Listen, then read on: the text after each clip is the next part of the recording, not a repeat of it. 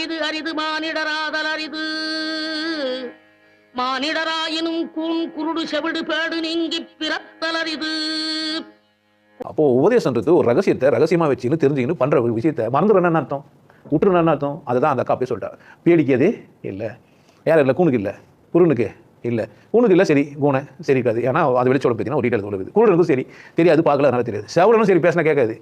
பேடினா தப்பு, நல்ல தானே, உடம்புலாம் நல்லா தானே இருக்குது, பேடிக்கு ஏன் ஞானம் கிடையாது? அப்போ நம்ம புரிஞ்சுக்கணும், என்கிட்ட பயிற்சி வாங்கி பண்ணறவனா யார் தான்? பேடினா புள்ள பத்துக்கு அது ஆண்மை இல்லாதவன் கிடையாது. ஒரு குருவை சந்திச்சு குரு கிட்ட இருந்து ஒரு வித்தியை கற்று அது வித்தியை பண்ணாதவன் யாரே? அவனுக்கு என்ன பண்ணாது? அப்போ ஞானம் முடியாதவங்களாம் பேடிங்களா? ஆமாம், தீவிரத்தன்மை காட்டில் ஆழமா இல்லை. அது மேலே ஏன் எங்கேயோ போய் பார்ட்டிக்கு அங்கெல்லாம் பார்த்து நேரம் இருக்குது, உங்கள் பயிற்சி பண்ணுறது நேரம் இருக்கா? அதான் கேட்குறேன் நான். எங்கன்னா கூட்டி வச்சு கும்மி அடிக்கிறதுக்கு நேரம் இருக்குது, சினிமா பார்க்க நேரம் இருக்குது, ஊர் சுற்றுக்கு நேரம் இருக்குது, சம்பாதிக்கிறதுக்கு நேரம் இருக்குது, வேலைக்கு போகிறதுக்கு நேரம் இருக்குது, தூங்குறதுக்கு பேடுறதுக்கு சாப்பிட்றதுக்கு நேரம் இருக்குது, இது பயிற்சி பண்ணுறதுக்கு நேரம் இல்லையா? அப்போ யார் நீ? நான் சொல்ல எங்கள் முன்னாடியே யார் ஞானம் எட்டாதுன்ட்டா?